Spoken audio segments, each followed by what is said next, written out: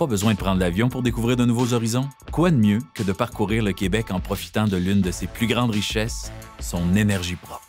Ça tombe bien, cette année, le CREAT a permis d'améliorer le réseau de bornes de recharge électrique sur tout le territoire de l'Abitibi-Témiscamingue. Et on vous invite à visiter cette magnifique région grâce à un parcours 100% électrique. Mais avant de nous lancer dans cette belle aventure, on avait besoin de quelques trucs. Je vous présente Joël Côté, membre de l'Association des véhicules électriques du Québec et tripeux de road trip écologique.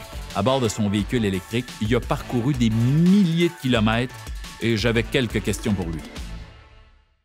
Bonjour Joël. Premièrement, quel est l'avantage principal de ton véhicule électrique? Ce que j'apprécie le plus de mon véhicule électrique, c'est définitivement le rendement énergétique. Des fois, on va dire « Ah ouais, là, les véhicules électriques, ça fonctionne au charbon puis tout. » Ah, peut-être, mais le rendement énergétique est là. Si on brûlait le pétrole pour faire de l'électricité, pour mettre dans des voitures électriques, le rendement est quand même extrêmement élevé par rapport à un moteur à combustion.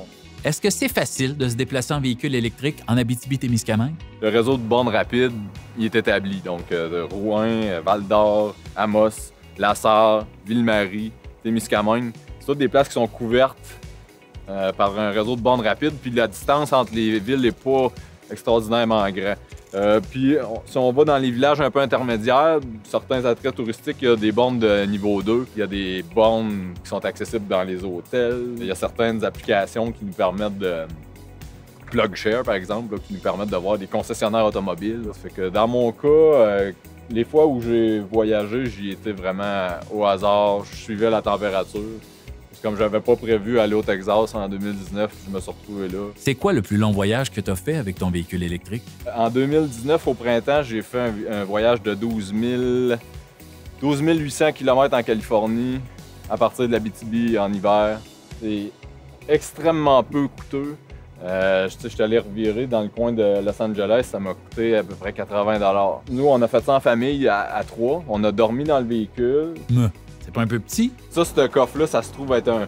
Ça se déplie, ça fait un lit qui est quand même assez grand. Il y a un double fond, si on veut, là, fait que je peux traîner les chaises, les couvertures, les bagages, puis tout ça. On met ça en dessous, on déplie le lit, on brasse toutes les affaires, puis ça finit par rentrer.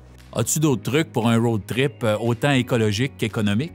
Je cuisine aussi en voyage, là, fait que j'ai ma cafetière. Ça me permet de faire moins de déchets, là, parce que si on arrête, à toutes les fois qu'on arrête dans une borne rapide, on ajoute un café ou presque. On peut cuisiner, puis ça économise beaucoup sur les coûts en voyage. Souvent, au même rythme où on va recharger l'auto, souvent, on va aller aux toilettes, on va manger, on va boire. L'auto a à peu près la même autonomie que le corps humain. Joël, c'était parfait. Même moi, j'aurais pas pu dire mieux. Pour plus d'informations sur les véhicules électriques, consultez le site Roulons électrique.